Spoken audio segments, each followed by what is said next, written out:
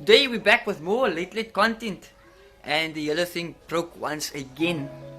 So, while I was at class today, in my off period, me and my friend we were like sitting in the car, and then he just wanted to like start up the car. Then he started up the car, but then car started up perfectly fine. And in break time, we went to class in break time, and the car didn't want to start at all. So I had to start the car like manually from the front by the starter. So I actually realized, look here, but I think this ignition is messed up as well. So I'm gonna install the push button start once again, just for the time being. And well, it covers this whole here on the dashboard as well. So I'm just gonna install the push button start today. I'm gonna try and spray the taillights a little bit shady, and I'm gonna try to install the other mods I have there as well. But today's gonna be a nice video, a very short video as well, but a very nice video. So let's get started straight away.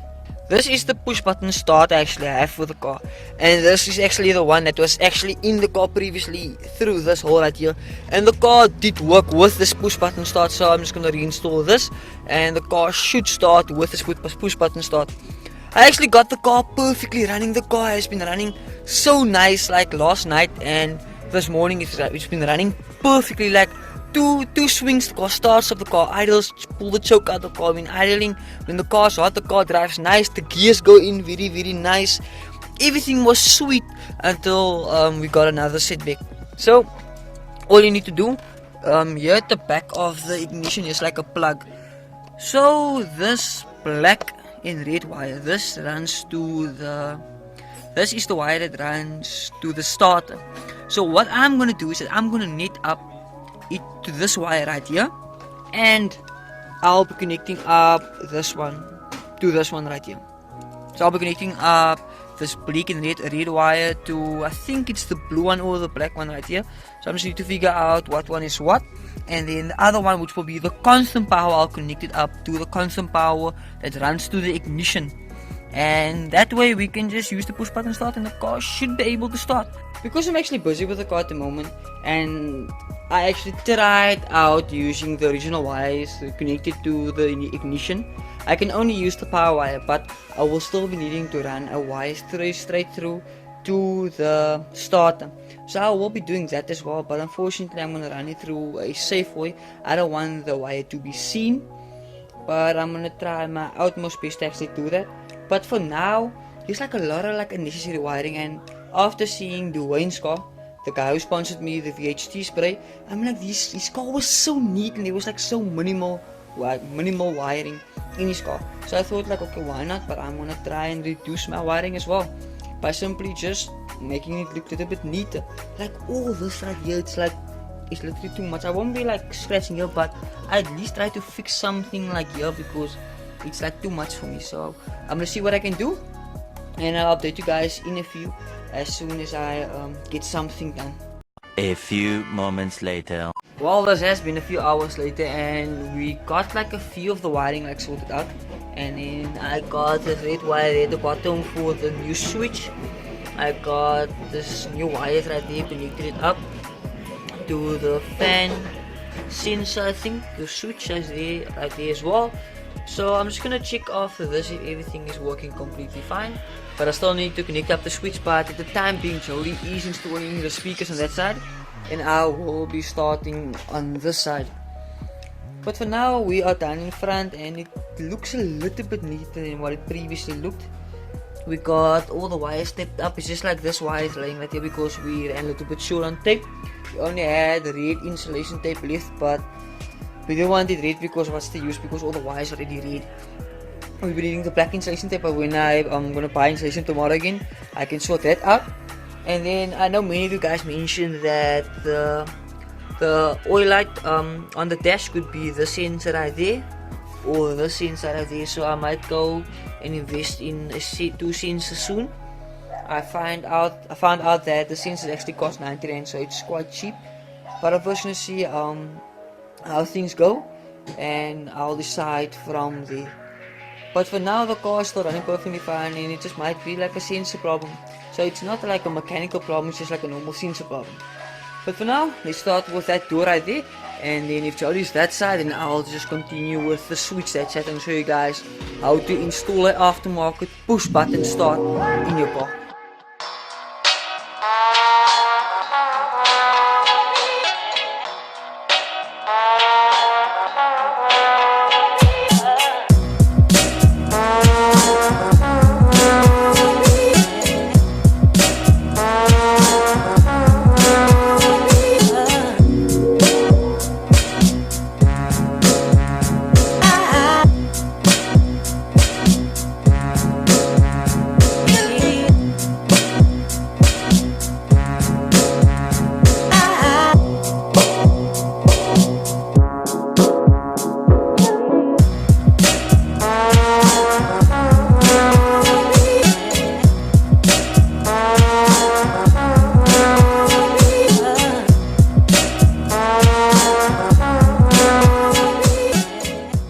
Alright, we got the speakers installed, they play absolutely fine. We got this one installed and that one installed. Now we can move on to the actual push button switch which I need to install. So what you need to do is you need to run a wire straight to the starter, which is this one right here. Just connect it up to the starter, which I already showed you guys, and then you just get the constant power. So what you can do is you can take it from the battery through to the switch, which is like here somewhere. And then so it's one wire from the starter, one wire from the positive of the battery, run it all the way to the switch, and then it's supposed to be working 100%. But note your ignition will still need to be on to actually send the signal to the coil and all the other function in the car in order for you to start the car. But like I said, I already got the wire laid here inside, so I just need to like connect it up properly. And just note, whenever you run a wire straight from the battery to the push button switch, that you need to put on a fuse, because it's very important that if something goes wrong, that fuse will actually pop. But what I'm going to do is that I'm actually going to run a fuse from the constant power on the wiring from the ignition, which is this red wire right here. So I already made a gap right there, so I'm just going to take constant power from there with a fuse on, connect it to the switch, and connect this one onto the push button start as well. That's running to the starter, and everything should be working 100%. So I'm just gonna connect it up while Jody's busy connecting up the other subwoofer, because the subwoofer is super bad. Yeah, so everything is going good tonight. Like I said, the only crap about this car is that whenever you fix something, it puts you like 2 steps back. So you think you're like a step in front, then it just puts you 2 steps back once again. But that's the thing of a project car, and that's what I have to deal with every single day. And that's the reason why I'm so delayed on modifications on this car and why I'm always broke. But let's get started and get this car finished for tonight.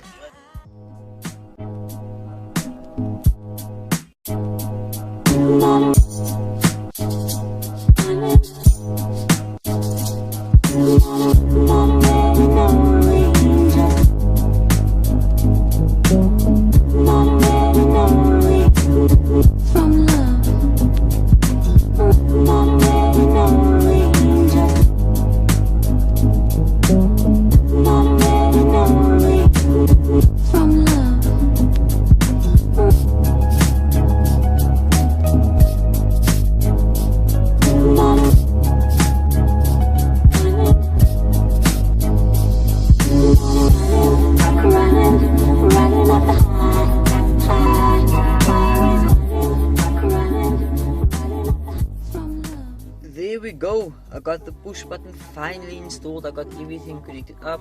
I just need to like clean up on the inside, and I'm going to show you guys how the push button works well, just to like show you guys a test. I'm not going to start up the car though, but just to show you guys like a small test how it actually works. If you press the button, you see then the starter actually swings. So this is actually a very nice method, especially when you wanna go kinda like a race like look inside of your car.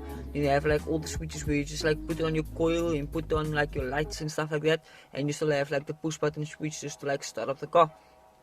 So very great like aftermarket modification installation process you guys can do to your car. It's very basic, it's very easy. So I'll definitely recommend it if you guys would like a push button start in your car. Why not? For me, I'm the only reason why I'm installing this again. I had this in the car previously, but only reason why I'm still installing it again because I'm having problems with the ignition, and I don't feel like buying another ignition because I'm literally just wasting my money on the car. So there's unfortunate what I have to do, and we're just gonna clear out. I didn't get time to actually respray the taillights, but hopefully tomorrow I'll get time to respray the taillights. I hope you guys enjoyed today's video. I mean, like, it was a very rough day for me because it was my first day of class. Then I still had to help Jody tow the Honda to Autotech, and then we came back, and then when we came back it was almost really dark. Then I started with the video, and like I was on that point where I just wanted to get the car done because I still need to do my homework right now, and it's really like 11:15 right now.